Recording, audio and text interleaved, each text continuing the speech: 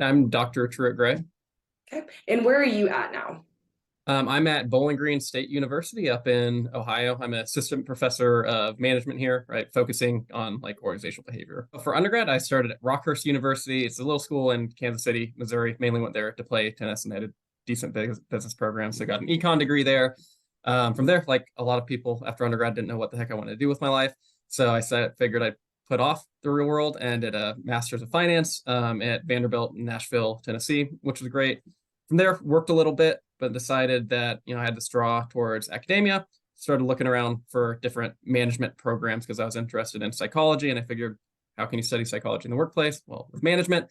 And so ended up at Oklahoma State to do my PhD and finish that up in spring of 2022. So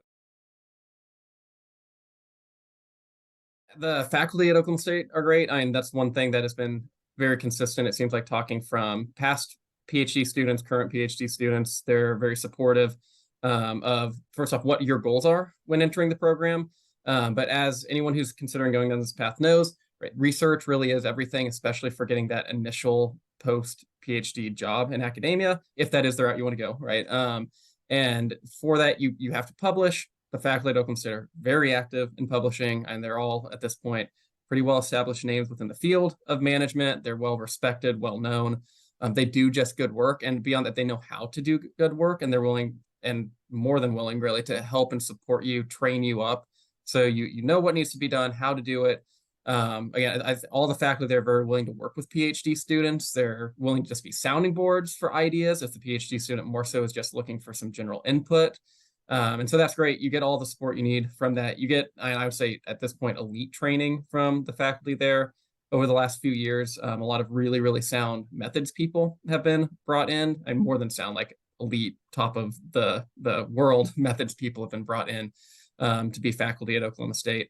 And so you leave knowing that you know what you're doing, right, to an extent that isn't, I can be taken for granted. I think sometimes people will leave their PhD program at other places and still feel like, no, I'm not really sure how to do certain things. That would be very nice for it. That would be helpful for me to be able to answer a particular research question. And you feel pretty confident after you leave Oklahoma State that you can do what you need to do for your different research.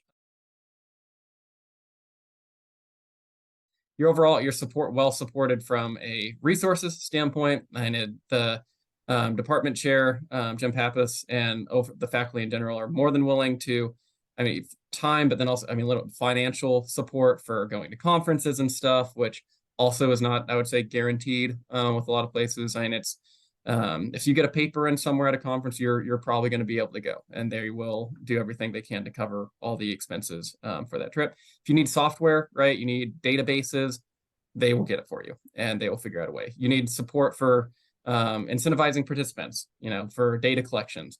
There's funding for that. They will help you out with all that. And these are the types of things that I maybe didn't think about as much before going into the program. And then once I got there, I realized, okay, well, thank God they do have all this stuff, because it does make it a lot easier to do the research. So overall, really good support system there. Great experience.